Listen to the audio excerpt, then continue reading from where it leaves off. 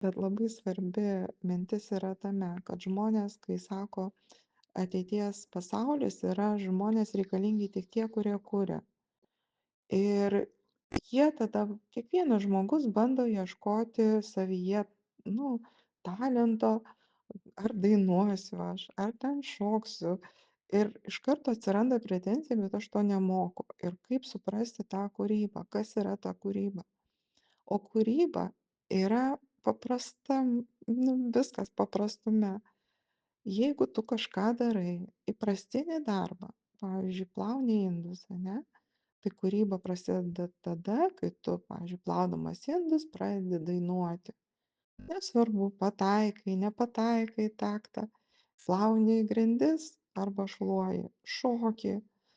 Nu, kūryba yra vat būtent pasaulį tu kuri tokį, kuriame yra įdėtas potencialas kažko kito, negu kitas daro. Tai iš vienos pusės labai paprasta, nes, nu, kiekvienas ten gali niūniuoti, ar kiekvienas gali ten žingsniuką kažkokį daryti, ar irgi plaunant grindis dainuoti, ar plaunant grindis daugybos lentelę kartotis ten.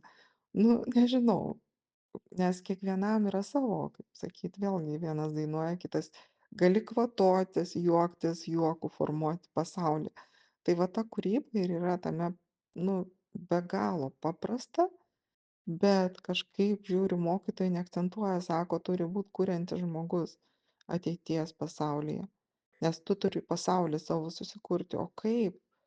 Ir visi bando prisikabint prie tų Mocartų, Bachų ir Da Vinčių ir visų kitų, ir aš net ne toks iš karto, tada pretenzija ir tada gaunasi viskas šuniui ant uodegos. Ir tu sėdi ir galvoji, ir depresija tau ateinant, kadangi aš netoks esu talentingas ir dar kažkoks. Čia ne apie talentą kalba. Čia yra apie tai, kai tu darai bet kokį darbą, mechaninį, paprastą, bet darai kūrybiškai. Va čia yra visas irgi fintas. Ir tada visatai tu reikalingas. Tu tave nenulins.